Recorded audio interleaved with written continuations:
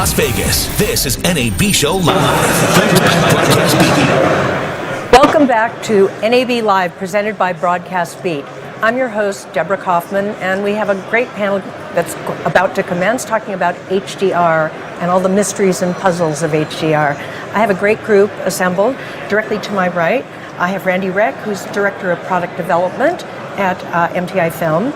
Next to him is Jerome Dewhurst, Chief Color Scientist at Roundabout Entertainment.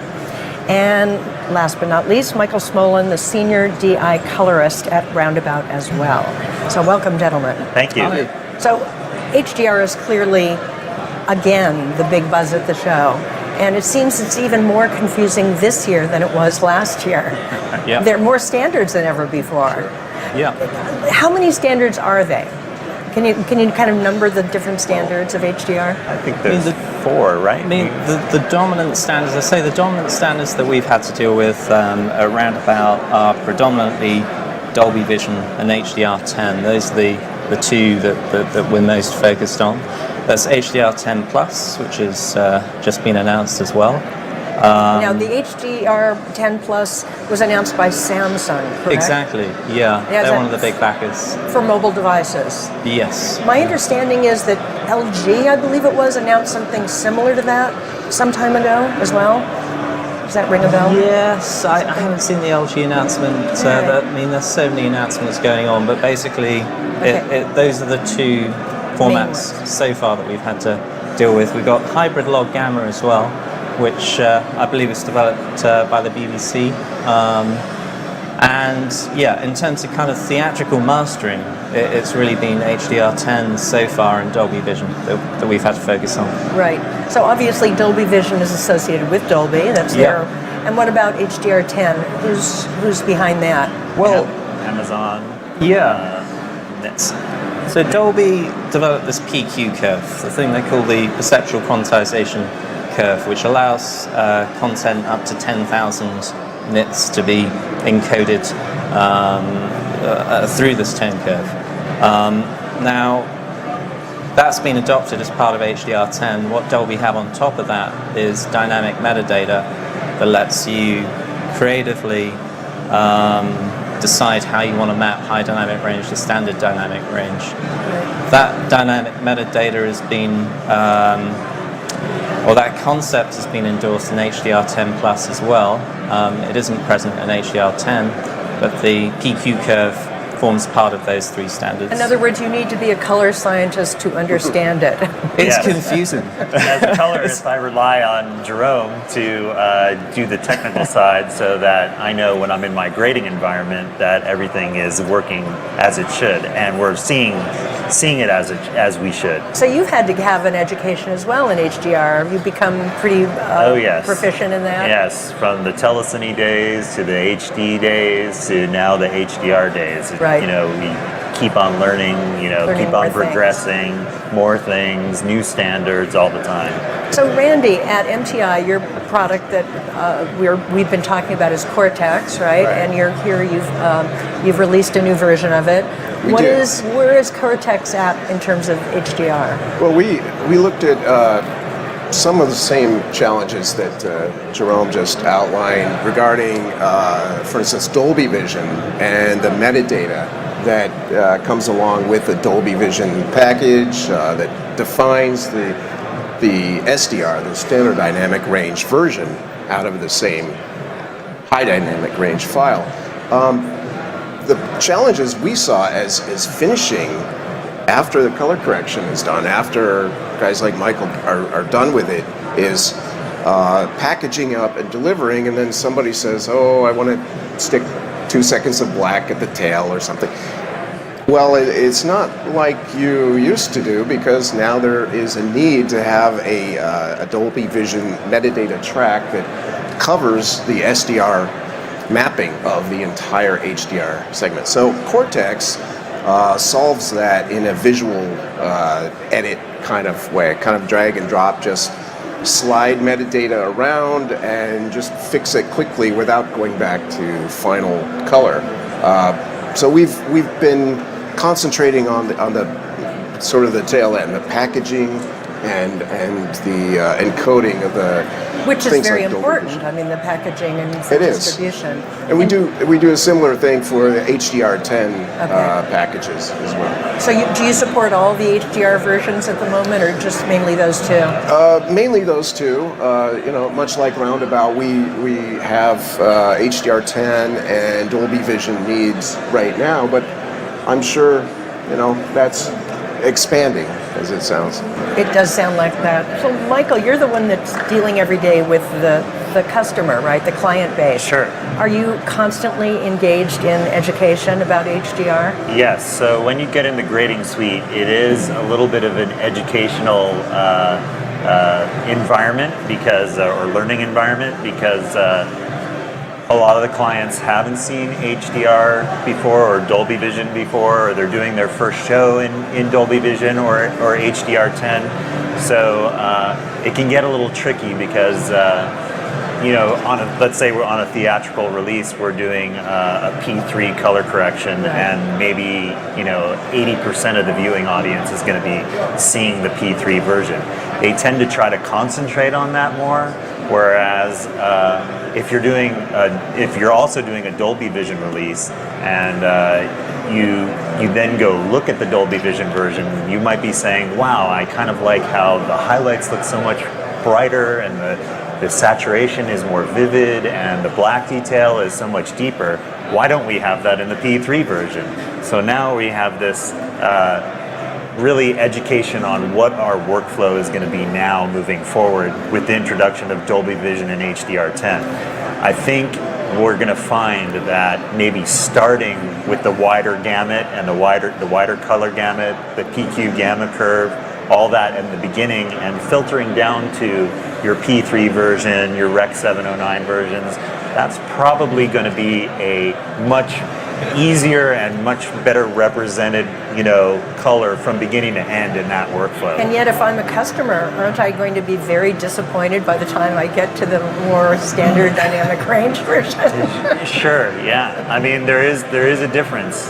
There's a visual difference. It's really striking. If you're doing a video deliverable and you have an HDR monitor set up 1,000 nits on one end, 100 nit Rec 709 monitor next to it, you can put in these transforms to line the image to line it up as closely as possible, but it just looks dull compared to the high dynamic range display. It's hard to make anything look good in SDR when you've got an HDR monitor next to it. So that's a big part of the challenge. Yeah, Randy, you looked like you had something to say. Yeah, we've got the identical challenge at our facility at MTI Film. We do post-production in addition to software. So much like Roundabout, we're looking at a color correction environment that has multiple monitors, which, in the old days was a no-no. You would never think of doing that, but it's really the only way that the colorist and the client can properly see what's going on, and the difference is quite stark. Well, it's interesting because you're a color scientist, Jerome, and yet the thing that always strikes me, because I've written a lot about color correction, is just what an insanely subjective field it is. It seems like, especially once you're in the suite, there's no science, it's all art and perception. So how do you balance those? People are going to have to start to learn some of the science, it sounds like.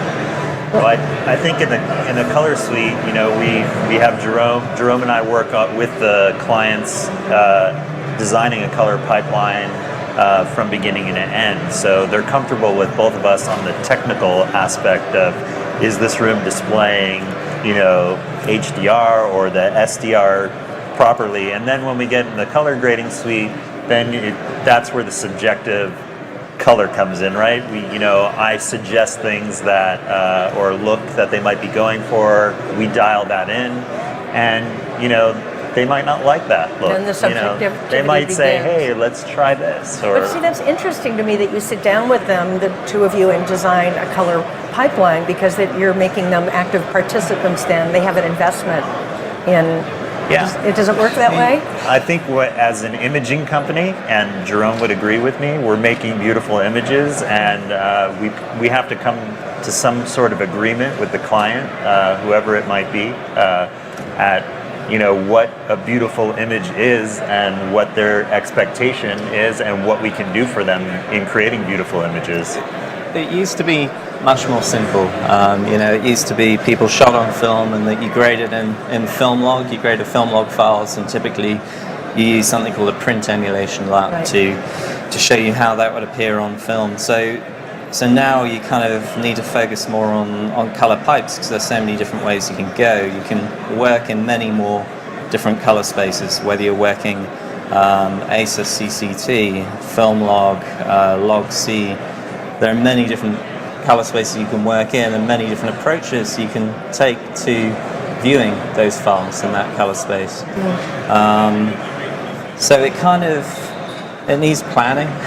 Well, that's interesting. And then, Randy, I mean, in hearing Michael talk, and Michael and Jerome, what you educate both other facilities who buy your products and your end users in the post facility. What kind of education do you provide them to really smooth the color pipeline? Yeah, I think Jerome outlined it perfectly. It's sort of a new world, and there is. I think that the greatest part of the education is the intensely bright monitor that typically one that's chosen might be 1,000 nits or maybe 2,000 nits, depending on how you're set up, if you're going for features or television. The educational process really is kind of breaking out of that Rec 709 box a little bit and embracing what's there. I think in the early days, when everybody got a first taste of HDR, it was in the manufacturer's best interest to show everything that every monitor could do, and people could only take about 5 minutes of explosions and fire at 2,000 nits. Yeah. But then, so eventually, people like Michael got involved, where a colorist who has been doing this as a career can take this brand new working space, this huge color volume, and apply reasonable creative decisions. But he's got so many more decisions, I think, now than you did in a Rec 709 world, where it's kind of exciting. You can match what's going on pretty much in the SDR side on the HDR, but then I think there's this creative area that is kind of exciting to explore, and I'm sure you're seeing new things every day. Yeah, you're nodding your head, Michael. Of course. I mean, when you have the deep blacks and the brightest highlights, like almost like sun brightness, like 15,000 nits. You have to look into the sun, right? Like looking into the sun. It makes like even a silhouette even more compelling when the DP says, we really meant this to be as a silhouetted image, and can we kind of get the brightness to like a value. We can now take advantage of that extra range that we didn't have before in SDR, and really show that off and make beautiful images out of it. I mean, that seems like the positive side of it. It does give you a lot more creative possibilities. But let's talk about monitors for a second. If you're in a suite looking at a 2,000 nit monitor, and then you go home and you have an HDR enabled set, you're not looking at 2,000 nits. Typically anyway. most of the mastering that we're doing at Roundabout is typically around 1,000 nits. You work on a Sony X300 OLED BBM, and typically the consumer TVs that you're looking at the moment, they might be 500-600 nits, around there. It varies a lot. Now that's one of the clever things about the Dolby system, is this concept of dynamic metadata, and this idea that when you remap from 1,000 nits down to 500 or down to 100, that it's not just a technical operation, but there is some creative decision making to be made as part of doing that remapping. So that's part of the function of the dynamic metadata. So that's also what we'll be doing with HDR10 Plus. I think the other thing that I'd say is I don't think we can overestimate how important this is, and particularly we've been talking a lot about video, but with cinema, the HDR content that I've seen, the Dolby Vision content in the cinema, it's just blown my mind away. It is incredible. I'll go so far as to say that it's the biggest and the most significant innovation since digital cinema in terms of improving in a really substantial way the experience in the cinema. I think it has the capability to do that at home as well, on TV and on tablets. What are at home on a TV set, if you have an HDR TV set, or how many nits are you getting on a TV set or on a It's very hard tablet? to kind of answer that question of how many nits are you getting on the TV set, 'cause it's changing so fast, month to month, as each manufacturer brings out a TV set. But typically around the 500 nits kind of level, that's where we're at. And as I was saying earlier, when you master content through PQ curve, in theory you could go up to 10,000 nits. We don't have a display that can do that at the moment, but we have a display that can go up to 4,000 nits. So that's the kind of the highest level that we can monitor with our eyes on a display today. But typically we find ourselves working up to 1,000 nits. Well, that's so interesting. I'm hearing this and I'm thinking, what about deliverables? That's something that seems like it would be kind of an Achilles heel in this whole process, because if you've got all these different standards, you have to deliver all those different standards, correct? Yeah. Randy, you had talked a little bit about deliverables. Yeah, it is a challenge. We with HDR10 and Dolby Vision as our two primary deliverables at MTI Film. We have methods of translating, going from one to the other kind of quickly. But one challenge is that being in the early days of HDR, still, while I think we all appreciate the HDR version a little more, on the television side, it's typically the SDR delivery that is still the primary goal and where the money comes from. Well, and what most of the people are still watching. Right. So if ideally you'd like to grade the HDR version first and then just create an SDR trim as Michael said, yes. Which probably would be ideal for features today, but for television. It's a bit inverted, and you really have to think about that SDR delivery as the one that's paying the bills, even though HDR is needed and required and so much more in your face and more interesting. From a business standpoint, the challenge is really how do you do the workflow and deliver every color decision needed on the SDR side, but get everything that Michael wants to put in on the HDR side, especially in the television side. So Michael, I know that are the different flavors of HDR something that you have to deal with in the suite, or is that not really impacting you? No, I mean, we typically would want to know before the project begins, like, is this going to be a Dolby Vision version? Is it going to be HDR10? Because there are different workflows for that as well. I mean, if you are mastering something for Dolby Vision, there's a certain amount of metadata that needs to go along with that. Like as Jerome was saying, for the remapping, because obviously we are grading on monitors that go up to 1,000 nits. That might not necessarily be what they're watching at home. It might be 800, it might be 500, it could be less. So there's certain Dolby Vision metadata that would go along with that. HDR10, we pretty much, we have 1,000 nit master monitor in the room to look at.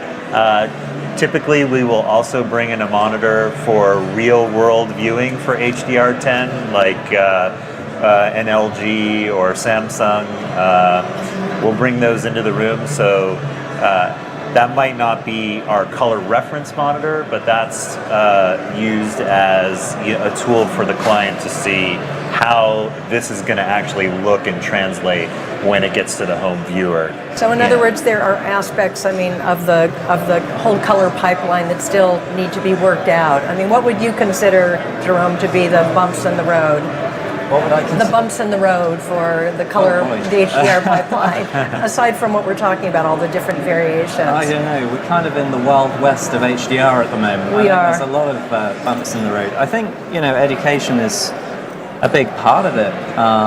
It's, even creating these deliverables, what color gamut you work to is something that isn't entirely standardized yet. Usually we deliver inside a Rec 2020 container, but not always.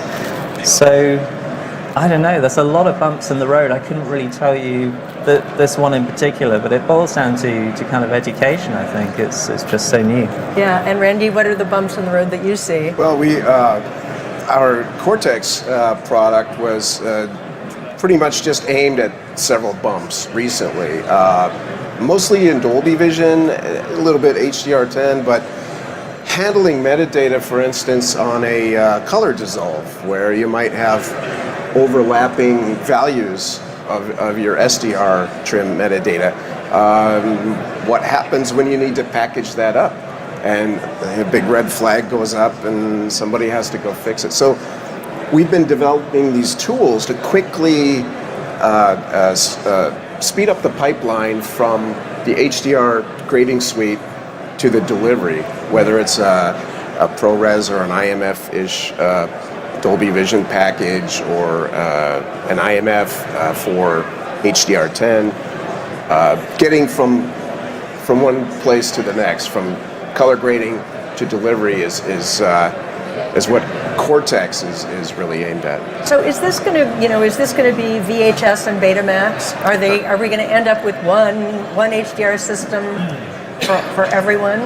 You're saying no, Michael? No, I don't think so. I think what you might see is a combination of maybe standards. For instance, right now, Dolby Vision is really taking off in the theatrical environment, and it seems to be getting a lot of momentum. Whereas HDR10 is gained a lot of speed in broadcast television. So I think kind of a combination of both of these standards or all of these standards is probably what we're looking at, and not so much as of a war. Do you both agree I with think that? for theatrical display, we're probably going to end up with one dominant standard. At the moment, it's looking like Dolby Vision is probably the way that's going. It's really hard to say for TV, and also I'll include mobile devices in that, which standard that'll be. I think we need to give it another year and see. Great. What do you think, Randy? Yeah, I concur. I think there's right now certainly a blend of standards, and I agree on the theater side. Dolby Vision seems to really be what's dominating. On the broadcast television side, consumer monitors are all over the map now. Yes. With the standards. So it really remains to be seen. I think some of the early benefits of HDR10 with the kind of open source feel were very accessible, but Dolby Vision has since opened up what they're doing a little more to where they've become just as accessible in data and SDKs and ways to use it. So it remains to be seen. Interesting. But I imagine that the percentage of your work in HDR is pretty small right now. I'm imagining you expect it to grow. Is that correct? Yeah. Very much so. Yeah. We can see it ramping up. At the moment, it's mainly Rec 79 video deliverables, but we can see it getting more and more dominant.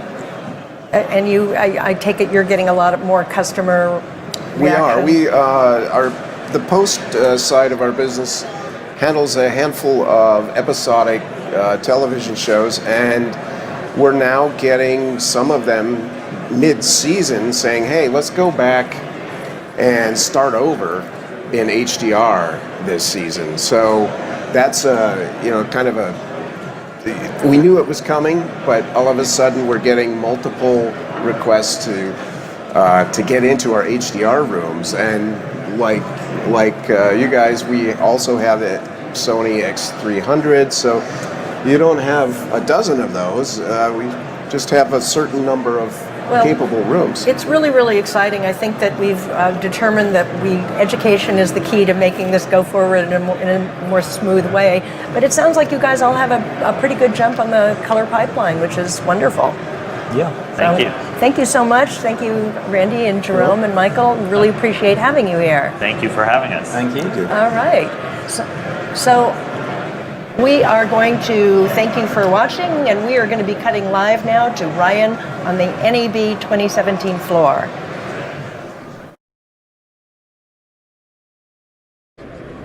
Ryan Salazar here at the Sprocket booth. How you doing, Harry Glazier? Great, awesome, good to see you, man. Good to see you. So, NAB show, my God, we've been going for a long time, the two of us. 5 years. Yeah, you run Sprocket. Talk about how Sprocket got started and what you guys do. Yes, so sure. So it's a collaboration between industry and game-changing startups to bring new products, service, and revenue models to market. We showcase at the NAB, and then we have 3 meetings throughout the year at our corporate partners' office, and the next one's at Google. So it's really to help the big guys figure out the next evolution of the industry. Exactly. I mean, there's some great ideas from different companies that are involved in the Sprocket program, and you see these guys with these amazing ideas, and you're right, they end up becoming part of larger companies at some point. Yeah, and then, frankly, the big guys, it's hard for them to innovate. Right. These guys can rock and roll and spin on a dime, and so when we have these private meetings, these guys are the rock stars, and the big corporate guys are going, okay, tell me where we're going, how are we doing it, what's going on, okay, I like that. So this is the future, because they have to figure out how to compete with Facebook and Amazon and Netflix and Google, and these guys are the ones that are doing it. Right, and in many ways, there's it's mostly software products, right? Almost all exclusively. Okay, great. There's one company we've worked with in the past. It's Amp Live, and they're a great example of what you got your program. Yep, Eddie from Amp Live, and they've helped us with streaming and everything out there. They're one of our startups last year. Okay, yeah, Amp Live is for the audience folks that don't know. It's a company that drives traffic to live broadcasts that are online. And so that's what we're doing right now with Amp Live on nabshow.com and broadcastbeat.com. So it's just a great example of the Sprocket program. But it's so exciting to see the ideas that come out of these people's heads, and then they launch these companies right here at NAB Show. Yep. And actually, one of them actually just launched that we're being acquired right here this morning. We had to change the signage because they got acquired. They got acquired today. They announced that they got acquired today. That's amazing. It's literally buying companies. It's Color TV. They were Guidebox. Very so we just had to change the sign.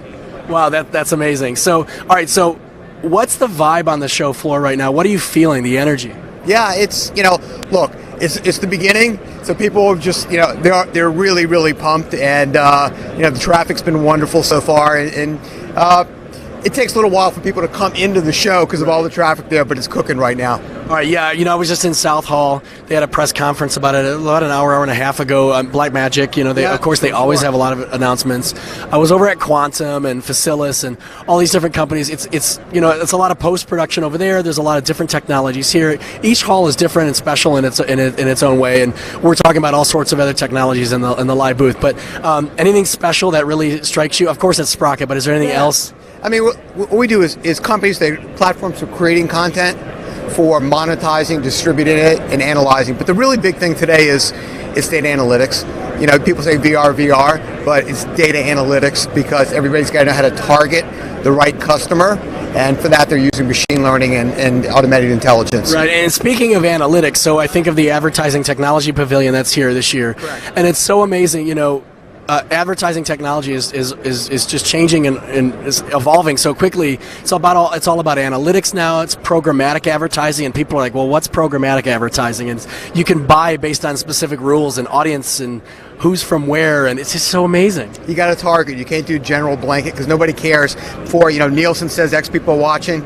You can't do that anymore. You have to really target, know what people are doing, what they're buying, what they're saying, what they want. Right. All right. So for folks that want to keep following all the news at NAB Show, of course, nabshow.com is the place to do it. Broadcastbeat.com is also a great place.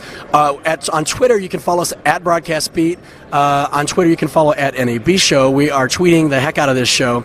Harry, it's Hashtag Sprocket. Hashtag Sprocket. There you go. Exactly. And we have a big awards ceremony right here on Wednesday at 4:30, where we have everybody at the show votes on the hottest startups, and we're announcing those here on Tuesday at 4:30. So we'll have a big reception there.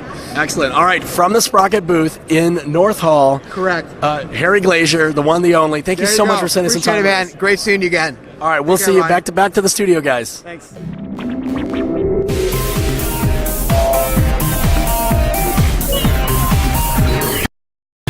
Live from Las Vegas, this is NAB Show Live, produced by Broadcast Beat. Welcome back to Broadcast Beat's NAB Live show at the NAB 2017. We're here with two individuals who are going to inform us about everything we need to know with cloud innovation and artificial intelligence. Directly to my right, I have Sam Boguch, who's Chief Executive of Axle Video, and next to him, Michael Clegg, the Chief Operating Officer of Morrow Systems.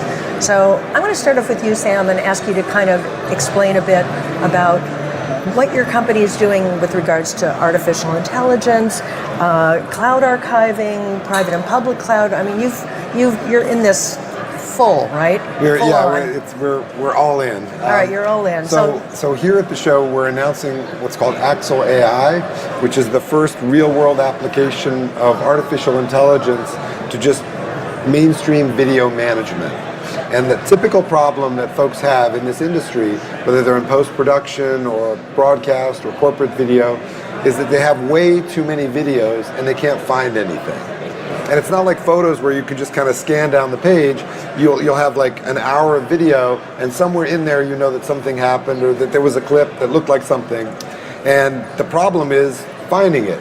In the past, you would have had to go through and tag it all very laboriously. So people will hire interns to do that, or they'll have their assistants do it, but you never really catch up. What Axle AI is able to do is do that using machine intelligence, deep learning techniques.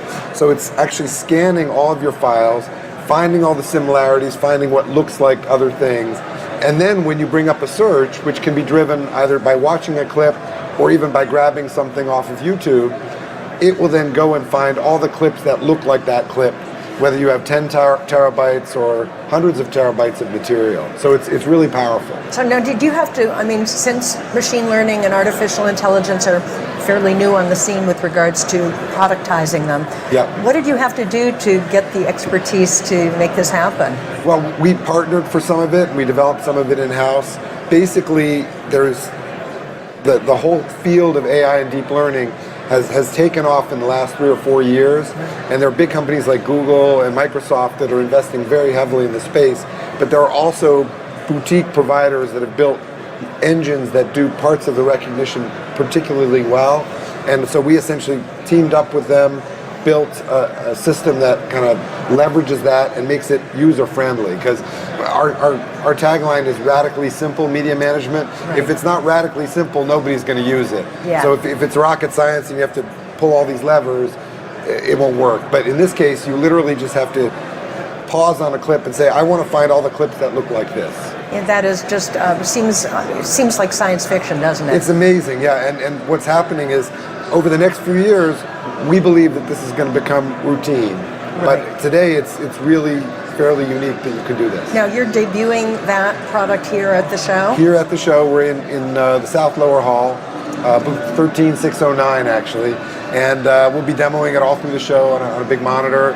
But yeah, folks are absolutely welcome to come by and see it in action. Is it software or software and hardware? It's software and hardware, but the hardware is just commodity. Basically, all the values in the software. Okay, all right, and it's a shipping product. I can go buy shipping, it. Yep, absolutely. You can Excellent. buy it today, yeah. All right, well, tell me what about it sounds like you've been doing a lot of innovations in the cloud as well. Yes, absolutely, and that's also where our partnership with Morrow Data comes in. So Axle, for the first few years of our existence, has been focused on the media that you have on your premise. Right. You know, oftentimes it'll be network storage or a SAN, and people accumulate all of this material that they're working on all the time. Now the cloud vendors have been saying, well, you should really put it all in the cloud. But the reality is for most of these teams, it's just not practical. It would take months to upload, and even then it can cost too much to just park it there. But there's a lot of work that goes on that's more collaborative, where people need, yes, the lion's share of the material may be on-premise, but they want to do work with a freelancer, or they want to do work with their clients, and that's where the cloud really comes in. We've also seen a big opportunity in cloud archiving, where you want to basically push stuff to another location in case there's, a fire or a disaster of some kind, or if you don't want to spend the money to purchase LTO tape drives, which have been the kind of default tool for this sort of thing, but it costs thousands of dollars to get set up.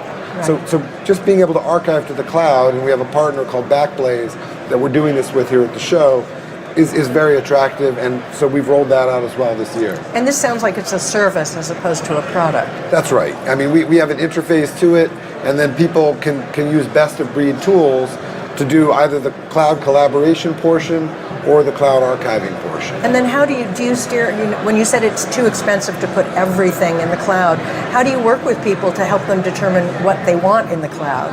So it's a very good question. Again, given that the two best uses right now are for either the collaboration or the archiving, you really have to ask the questions, what is the threshold of being worth it? And if you're doing a shoot on location and you're communicating back to headquarters, that's going to have to pass through the cloud or at least FedEx to make its way from one to the other. So that's a natural candidate. And then again, the archiving piece is another. Often this will amount to 20 to 50% of the media that somebody has. But if they're smart about it, the cloud costs are very manageable. And in fact, again, for instance, with Morrow's appliances, what you can do is selectively cache just the things that you're sharing with your colleagues. Right. So that's probably a good let's good let's do that. Good segue. So first of all, how did you two meet? So thank you. Yeah. So we are Morrow Data is a new service that we've just launched. Been in the storage space, the founders, for a long time, and some of our employees had known Sam from a previous life. I see. Obviously a big storage user, so video is a big consumer of storage. Yeah. So when we were launching the product, we were looking for some beta customers, and Sam's team had kindly tested the product for us for their application, and it's been a great fit. So now we're looking to do some things together. So why has it worked? So as Sam said, really with storage today, or with content today, files are getting bigger. 4K coming along, HD along, the files are getting bigger. Video is becoming the predominant form of internet content. Yes. So there's more of them.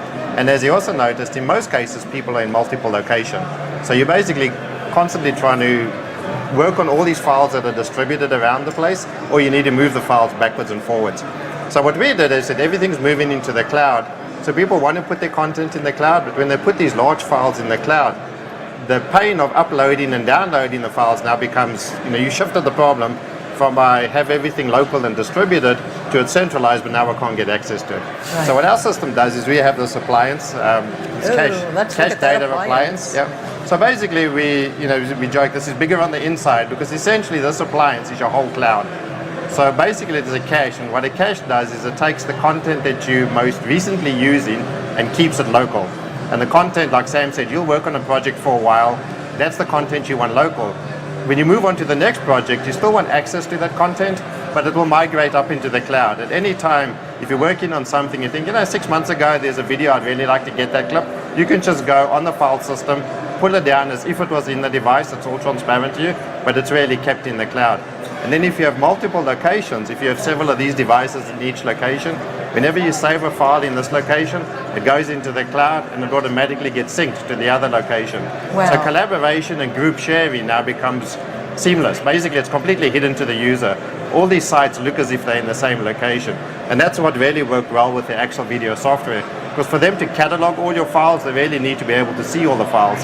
And rather than having to transfer them all into one location, with our file system, their software can see all the files no matter where they're located. So basically, it's, as I said, it's as if everybody's in the same place. So you're getting the benefit of cloud storage, you effectively get file transfer, which is a big issue, and you get collaboration, and then you get the speed of working as if you were on your local LAN. It's almost like the online, nearline, kind of storage model. True, and we basically make all that go away. Yeah. Essentially, everything is in the cloud, but it's all online all the time. Well, two questions. First, how many files can I put on that? What's the capacity? So it's the size. So again, remember this is a cache. So we store a terabyte of data in here, which is a typical video file, maybe 5 to 10 gigabytes. You get 100 of those, between 100 and 1,000 of those in one of these devices. But when you get more than that, it seamlessly swaps it out to the cloud and then puts the latest file back in. And then of course the big benefit of cloud is that storage is essentially unlimited. So instead of having to go offline, nearline, online, take your data, move it to archive, move it to colocation, just leave it in the cloud all the time. And Sam was mentioning Backblaze, companies like that, the cloud storage costs are falling all the time. So once you've saved it up into the cloud, you can just leave it there. Right. So Sam, you've been the beta tester. Tell us what the experience has been like. How have you used it? How have your clients used it? Yeah, so we've been using it in-house. A number of our guys were basically testing it for a distributed editing workflow. So you're able to, for instance, edit at one location, and then everything that you save to the appliance is continually being kind of pushed to the other more appliances that you have. And so we were able to catalog those locations, put them in a browser interface to be searchable, and at the same time have the direct editing access where and as needed. And it seems to work flawlessly. We've been really pleased. It's a new product, but it's based on sort of very well-established engineering techniques. And the cloud providers that they're working with are the industry leaders. So essentially, they're taking a lot of the risk out of it because you don't have to overthink the thing and think, well, what am I going to copy from here to there, and where did I leave it? It's kind of having like one pane of glass into all of your media, and then our software provides the searchability and the metadata for kind of taking that to the next level. So I have a question also. You guys have been in this business a long time. I'm sure you know that a manufacturer will put out a product and intend this product to do something, and then the clients get a hold of it and invent all kinds of different things that you never thought of that they do with it. Absolutely. Has this happened with Moro, and have you experienced that in your day-to-day? Well, we've certainly seen it. When we first launched Axle, we were thinking it would be used by small post-production teams in the field, and what we found out was there are teams that need this kind of technology all through really a range of industries. So, churches, for instance, have a huge amount of content, but they couldn't afford to justify a traditional kind of enterprise media management system, especially not the mid-sized churches.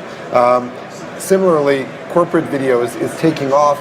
All of the all-hands meetings, all of the briefings that companies do, they all need media in a distributed sense to be searchable. Right, because as you noted, everything's going to video now, right? Right. So it used to be you define it very narrowly. You'd say, well, there's broadcast and there's post. Now you have to have corporate, religious, sports, government, and the list goes on. And each of those verticals, if you will, has their own kind of flavor of how they like to use video. But they're increasingly freelance driven and distributed. Because if you have a traditional broadcaster like NBC 30 Rock, all of their stuff is right there. But if you talk about a corporation like a Big Five accounting firm that we just installed for, they have 190,000 in staff all over the world. So they have a much more distributed workflow. So clearly it enables collaboration, and people do invent all kinds of interesting ways to collaborate. Are people doing collaborative editing, collaborative dailies? How are they actually using it to achieve tasks in the production workflow? So I would say all of the above. We are definitely seeing collaborative dailies. In fact, in our booth, we're partnering with a company called Firefly that handles the on-set dailies portion, but doesn't handle the synchronization or the media management. Right. So it's not as if these two products are going to by themselves solve the problem, but because they work off a file system that everybody understands, it's just folders. Everyone knows how to work with folders. And so if you have dailies, you can put them in the folders. If you have review and approval, you can take them out of the folders. It's not rocket science. Right. So you've got this great kind of utility that it pulls a lot of the value out of a system that it didn't have before, it sounds like. And that's what you said earlier. When we started launching the product, we were very storage based in our background, and our original approach was that the system would primarily be used for storage. Yeah. But as we've gone out, we've actually found that our almost bigger problem is file transfer and file sharing, particularly in the media industry. There's so many freelancers, there's so many partners that files have to be moved from partner to partner. So for us, we call it cache and sync. We cache the file and then we sync it. to either another location or into storage. So the way our system works, whether we're syncing it up into storage or we're syncing it to another location, it's basically the same technology. But along your earlier theme, people grab hold of it and they look at it differently. Many have said this is a really great way to get a very large file from A to B in a way, but then at the same time it's also stored. So I basically kill two birds with one stone. Right. So, I mean, I think as time goes on, you'll probably find different ways to use it, and your clients will as well. Do you think so, Sam? Yeah, and the other common denominator is low cost. So the Morrow appliances start at under $1,000 per site.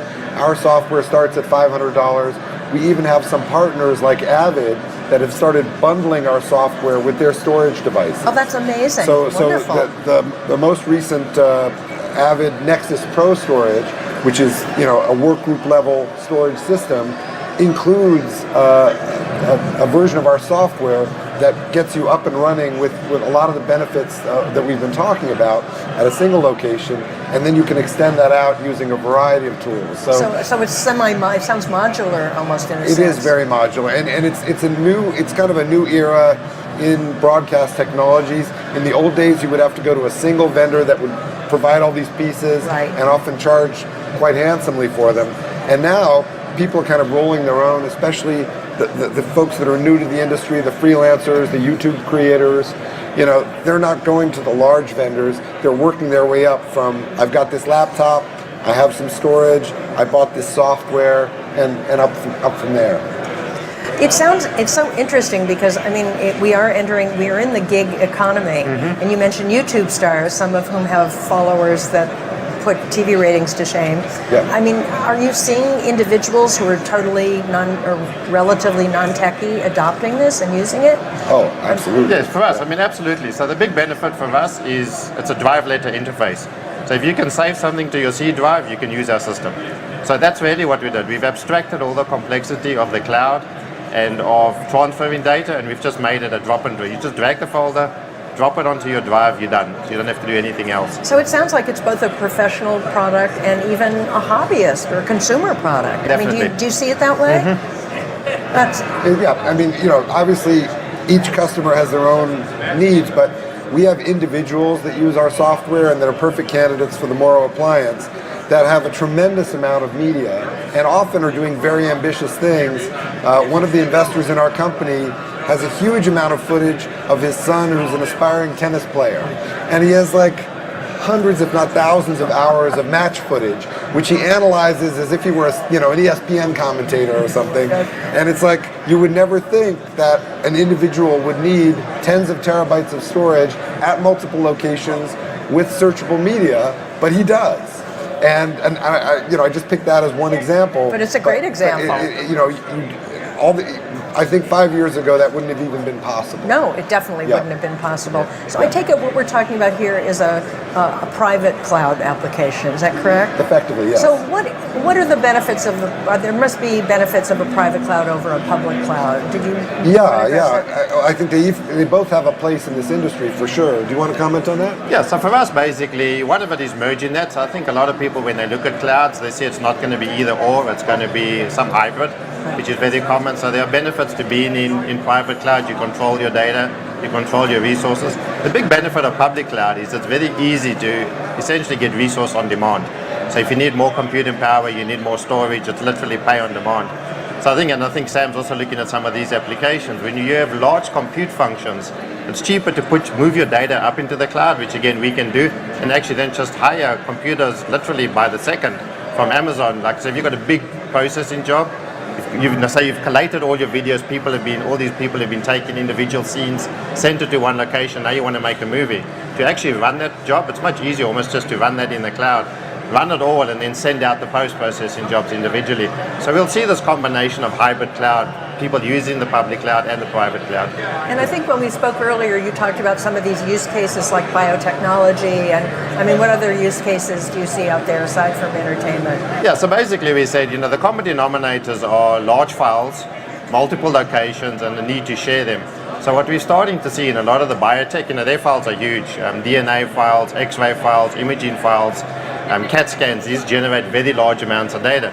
Typically where you get your scan taken is not where the doctor looking at it wants to do it. And also they want to archive it for medical records. So you just have this problem of moving files. CAD houses, design houses, architectural firms, people doing Adobe editing, they create files that are several hundreds of gigabytes or tens of gigabytes. But also, even if they're only a gigabyte, they'll create a lot of them. So the volume they have to move around becomes very large, and it fits back again. Typically, a lot of people, they want a website made, they just outsource that function to somebody else. So now suddenly this person's sitting on 50 gigabytes of files they want to upload, back to the source. Right. So those three areas, multiple locations, large files, and the desire to collaborate.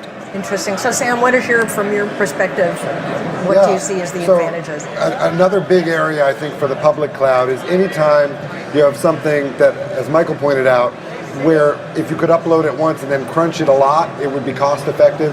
So one of the best examples of that is distribution. Today, when people have mobile devices, they have to distribute media onto often many dozens or even hundreds of formats to cover all the carriers, all the different phone formats, all the different media, resolutions and aspect ratios. Each one of those needs to be a different flavor of the material. Let's say it's a sports feed. So that needs to be transcoded into 30, 40, 70 different versions.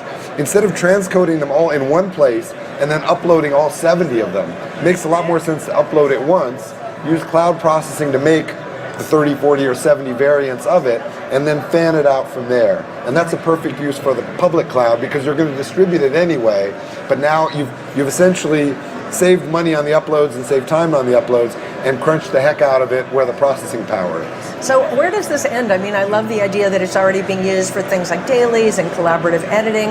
I mean, where do you both see this evolving to? How big could this get in terms of taking over different tasks in the production and post workflow?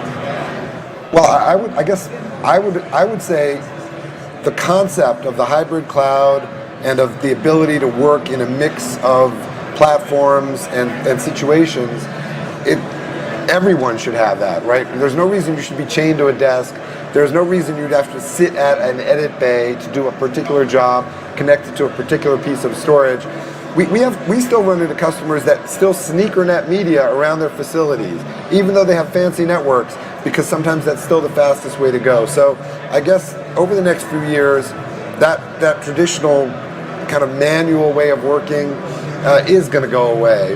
The bandwidths are there, the software is there, and everyone should be able to be productive from any location at any time. And what is your point of view on this? Yeah, so I would say, by definition today, everybody that works with video uses storage. So it's not, people don't need to be talked into using storage, they use storage. The question is, how do we use it better? So if we look at increasing, everybody talks about gigabit fiber access, people are talking about 5G, which is going to give fixed network type speeds onto mobile networks, increasing compute power. So we will see this combination of more collaboration. People won't really care whether they're at home, in the office, remote, local. That will all just become the same to them. So for us, literally, we can imagine everybody using the service. Right. Well, it wasn't that long ago that people really thought of the cloud as they were suspicious of it, they didn't trust it. Are we in a better place with that now? I think we are. There's occasional hiccups like the recent Amazon outage where you realize, whoa, this is really just like any other technology. It could go wrong for hours at a time, and it's not like you can completely guarantee it.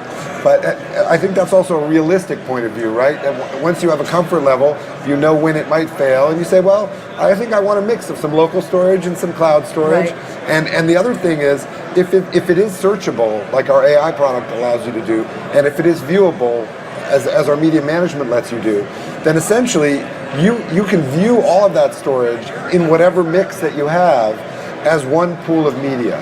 And that's the key, is like not having to worry, is it on this drive or is it on that drive? But just think, I've got it somewhere and I can find it and I can use it. And then behind the scenes, you've got a lot of intelligence moving that media for you, making sure it's in the right place at the right time, so forth. Right. And are people concerned about security? Is that something that they want to know about? What do you tell them? Absolutely. Well, they're right to be concerned, but they should also be concerned about the security of the computers that are on their premises, and they should also be concerned about security on their phones. It's not an either-or thing. No, it isn't. The cloud is a component, and by the way, it's a relatively well-managed component. So somebody is up there looking for denial of service attacks. They're looking for all these things constantly.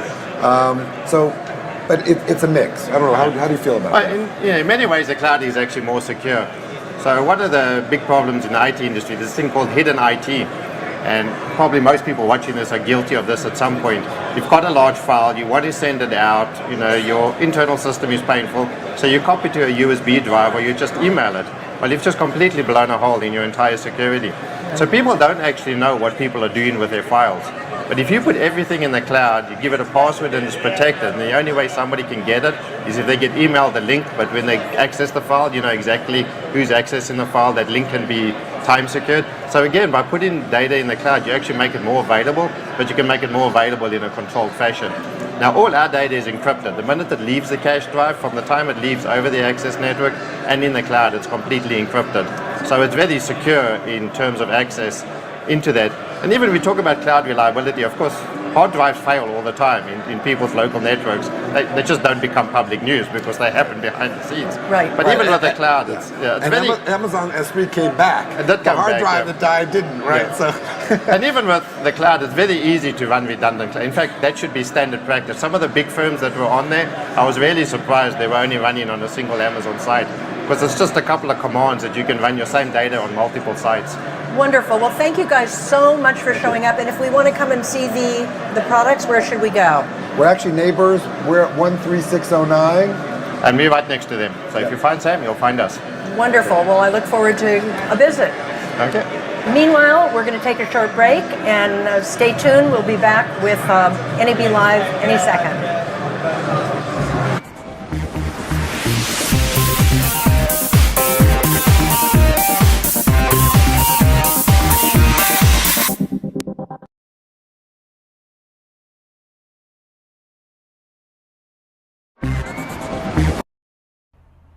Hi, I'm Bob Cornelia, Senior Regional Manager for Blackmagic Design in Mount Laurel, New Jersey. And you're watching NAB Show Live, produced by Broadcast Beat.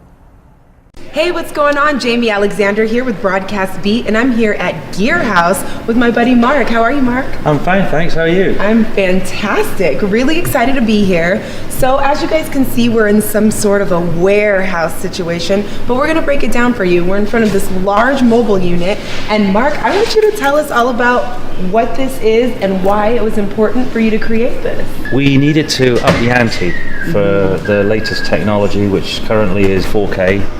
Because of the complexity, the amount of sources, the amount of machinery needed to make this stuff happen, we had to go to something that was built with exactly the same materials as super yachts are made from, which is Columbus, which is a 4K truck right here needed to make this truck.